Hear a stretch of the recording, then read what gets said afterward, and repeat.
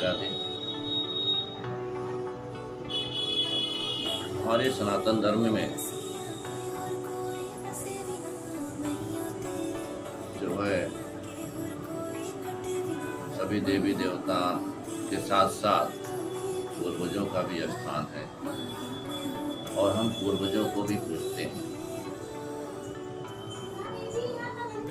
उसके लिए हम हमारे भी सनातन धर्मों में समय होता है जिसको पितृपक्ष कहा जाता है। उसमें हमारे जो पूर्वज हैं 3 पुष्प 4 पुष्प 5 पुष्प, इनको आशीर्वाद लेने के लिए हम तर्पण करते हैं।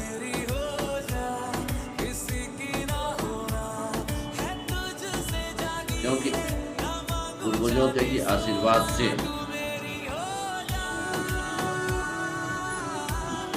मनुष्य मोक्ष की प्राप्ति होती है और धर्म अर्थ काम आदि का भी जो है हमारे ऊपर किस प्रकार से हानि नहीं।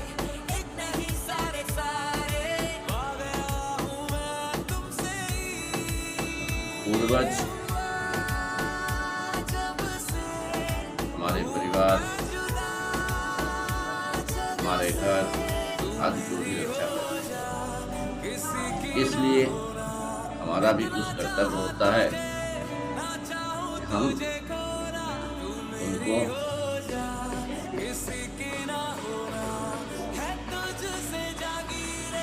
मन्नत करें, उनकी खुशी के लिए हम तर्पण करें। हमारे साथियों, बहुत लोगों की मान्यता है कि क्यों करना चाहिए तर्पण, क्या होता है इससे? हमें दिखता नहीं है कि होता क्या है, परंतु आने वाली समस्याओं को निवारण भी हमारे पूर्वजों की आशीर्वाद होती है और कई ऐसी घटनाओं से भी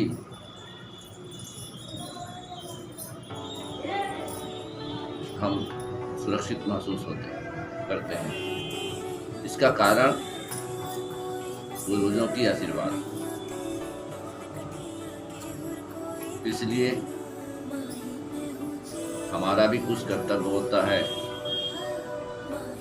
कि हम उन्हें भी सही सलामत करते हुए उनसे आशीर्वाद दें। तो हम आगे बताते हैं कि तर्पण का श्राद्ध करने की प्रक्रिया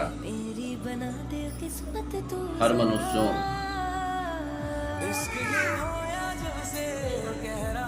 की एक जैसा ही है, लेकिन मनुष्य, औरत में या ब्रह्मचारी, इन तीनों क्रियाओं के कुछ अलग अलग मान्यताएं हैं। शास्त्र पुराणों में, गरुड़ पुराणों में या ज्योतिष पुराणों में भी ये मिलता है कि पुरुष की मृत्यु होने पर उसकी श्राद्ध तिथि के अनुसार करें, या जब तिथि नहीं मालूम है तो हमें अंतिम चरण में करना चाहिए। महिलाओं को जो सुहागन थी और मृत्यु के उपरांत उनके साथ जो है नवमी के दिन करनी चाहिए। जो विधवा या ब्रह्मचारी हैं उनको द्वादशी के दिन श्राद्ध करनी चाहिए। इस प्रकार से कुछ मान्यताएं सनातन धर्मों में है और इस प्रकार से ही हमें संकल्पित होकर के करने चाहिए।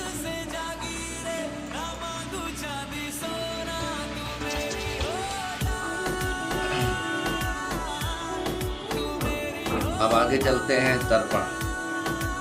तर्पण की विधि, पहली बात, सोना चांदी तांबा कांसा आदि के पात्र हों, उसमें कोई भी एक पात्र जो आपके उपलब्ध, ऐसा नहीं कि सोने का ही हो या तांबा का ही हो, ऐसा नहीं है, लेकिन उसमें से कोई एक पात्र जो आपके पास उपलब्ध हो उसे करने चाहिए, परंतु मिट्टी और लोहे को छोड़ के, क्योंकि लोहा और मिट्टी दोष माना जाता है। कभी कभी ऐसी होती है कि घर में ग्रहण या पितृश्राद्ध या व्यक्तिपाद योग, अमावस्या तथा संक्रांति के दिनों में निषिद्ध माना गया है। ऐसे में यदि ऐसी समस्या हो तो केवल तिल का तर्पण करके,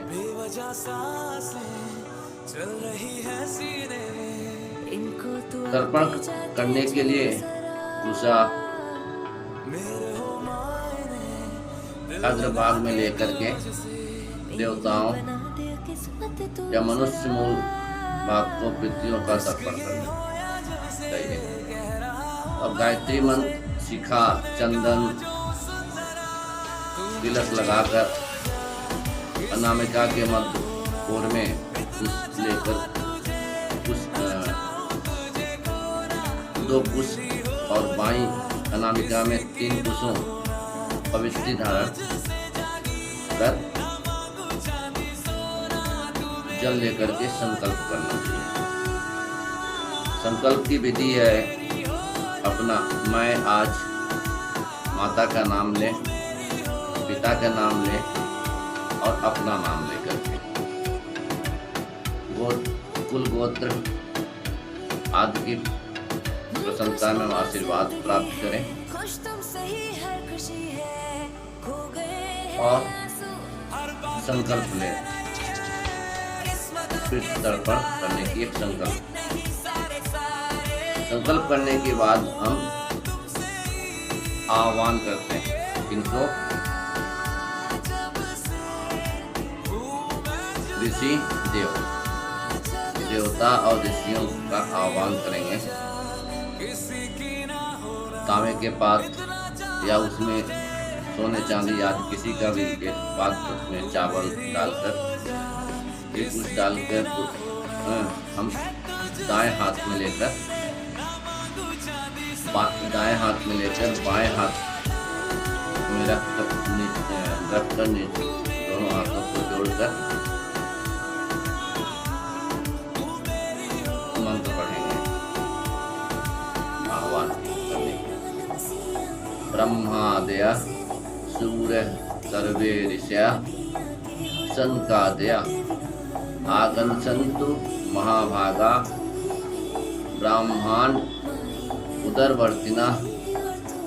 इस प्रकार से हम मंत्र को पढ़ के उस आयुष पे डाल देंगे और हाथ जोड़ के प्रणाम करेंगे। इसके बाद आता है देव तर्पण विधि। देव तर्पण विधि में हम पूरब की दिशा अपना मुंह करके जनेऊ को पहने हुए दाहिना घुटना मोड़ के बैठ जाएंगे और अर्धपात्र में चावल छोड़ेंगे 3 पुष्प के साथ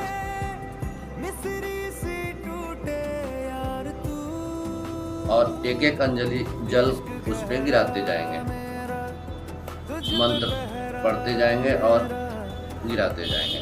मंत्र मैं कुछ बताता हूँ। ओम ब्रह्मा स्थित्याम, ओम विष्णु स्थित्याम, ओम रुद्राय स्थित्याम, ओम प्रजापति स्थित्याम, ओम देवा स्थित्याम, ओम छंदांसी स्थित्याम, ओम वेदा स्थित्याम, ओम ऋषिया स्थित्याम। इस प्रकार से हम मंत्र को पढ़ते जाएंगे और जल को गिराते जाएंगे। एक एक बार ही जल को गिराएंगे। ज़्यादा समय वीडियो बन जाएगा, इस वजह से हम शॉर्टकट में कर रहे हैं। आगे चलेंगे ऋषि तर्पण। ऋषि तर्पण में हम उसी प्रकार से करेंगे। एक एक बार जल मंत्र को पढ़ते हुए गिराते जाएंगे। ओम मारीच स्थित्याम, ओम अत्र स्थित्याम, ओम अंगिरा स्थित्याम, ओम वशिष्ठा स्थित्याम। इसी प्रकार से हम मंत्र को पढ़ते जाएंगे और एक अंजलि जल गिराते जाएंगे। अगला आता है दिव्य मनुष्य तर्पण विधि। दिव्य मनुष्य तर्पण विधि में हम उत्तर दिशा की ओर मुंह करके बाएं से दाएं की ओर धारण करेंगे और कंधे पे गमछा रखते हुए अधपाद छोड़ेंगे 3 कुशा के साथ।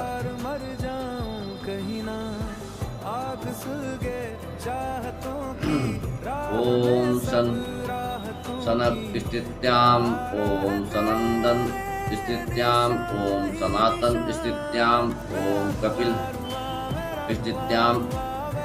इस प्रकार से हम जो है मंत्र को पढ़ करके जो है जल 2-2 बार जल को गिराते जाएंगे। अगला चलते हैं दिव्य प्रीति तर्पण में। अब हम इसमें दक्षिण की ओर मुंह करते हैं और जनेऊ को हम गले में लटका करके जमीन में टिका करके और दाहिने कंधे पे रख करके बाएं घुटना को मोड़ करके अर्धपाद तिल के साथ करेंगे और उसमें अंगूठे की तरफ, बाएं अंगूठे की तरफ जो है जल को गिराएंगे। मंत्र को पढ़ते हुए 3-3 बार, सभी मंत्रों में 3-3 बार जल हम गिराएंगे।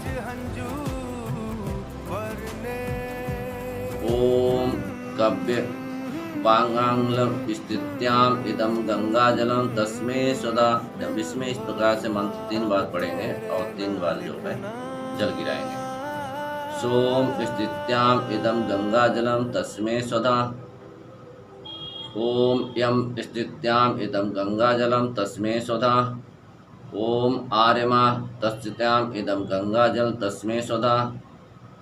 इसी प्रकार से हम मंत्र को पढ़ते हुए 3-3 बार बाएं तरफ अंगूठे में जल गिराते जाएंगे। फिर आता है यम तर्पण। यम तर्पण में भी जो है मंत्रों को पढ़ते हुए 14 यमों को 3-3 बार जल को गिराते जाएंगे।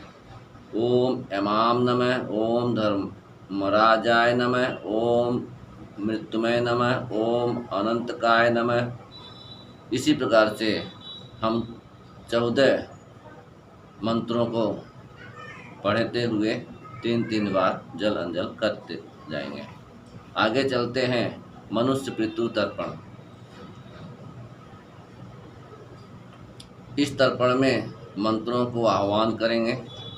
मेरे समस्त पितृगण आए और गंगा जलांजलि ग्रहण करें। तदनुसार हम अपना गोत्र, पूर्वजों के नाम, गोत्र, अपना नाम के साथ हम जो है पढ़ते हुए 3-3 बार जल को बाएं अंगूठे की तरफ गिराएंगे और 3 कुशा और 3 तनी कुश पहनेंगे। यदि किसी के पिता के लिए करना है पिता के भाई के लिए करना है, दादा के लिए करना है, परदादा के लिए, वृद्धि परदादा, माता, दादी, ये सभी के लिए करना है। तो हम थोड़ा सा एक उदाहरण बताते हुए करते हैं। यदि पहले आप यदि माँ नहीं है तो हम 3 पुश्त के पहले, जैसे दादा, परदादा, परदादी, परदादी, इस दादी या परदादी, इस तरीके से हम लेंगे जो जो नहीं है। जैसे मम पितामह तृप्तताम इदम गंगा जलम तस्मे स्वधा, 3 बार जो है ये पढ़ करके 3 बार जो है जल गिराएंगे और 3 बार भी पढ़ेंगे। पहले अपना पूर्वजों के नाम, गोत्र, फिर इसके बाद गोत्र के बाद मम पितामह दृश्यम इदम गंगा जलम तस्मे स्वधा। इसी प्रकार से यदि परदादा है, परदादी है, परदादा के लिए हम बोलेंगे प्रपीतामह मम प्रपीतामह तृप्त्याम इदम गंगा जलम तस्मे स्वधा। इसी प्रकार से 3 बार पढ़ेंगे और 3 बार हम जल छोड़ेंगे, तर्पण करेंगे। यदि नाना नानी के भी करना है तो इसी प्रकार से, जैसे नाना के लिए मम मातामह तिष्ठ्याम इदम गंगा जलम तस्मे स्वधा, इस प्रकार से हम करेंगे। फिर पत्नी के लिए हैं तो हम मम भाया तिष्ठ्याम इदम गंगा जलम तस्मे स्वधा। मम भार्याम तिष्ठ्याम इदम गंगा जलम तस्मे स्वधा। इस तरीके से जो है हम 3 बार पढ़ के जो है जल को छोड़ेंगे। सभ्य रखते हुए दाहिना घुटना मोड़ करके पूरब दिशा की ओर श्लोक पढ़ेंगे। देवा सुरास्ताथा यक्षा नागा गंधर्व राक्षसा पिशाचा से मंत्र को पढ़ेंगे। इसके बाद हम जनेऊ को दाहिने कंधे पे रखते हुए गमछे को दाहिने कंधे पे रखें और बाएं घुटने को मोड़ करके श्लोक को पढ़ेंगे। नरकेषु समस्तेषु यातनासु चाये स्थिता तेषामयाप्य यनायते दिद्यते सलीलं मया। ये अवन्धवा वान्धवा वा ते अन्या जन्मानि बन्धवा ते तृप्तिमखिलाय यान्तु यक्षसमन्तो अभिवंचित ये मे कुले लुप्तपिण्डाय पुत्रदादरिवर्जित तेषा हि दत्त।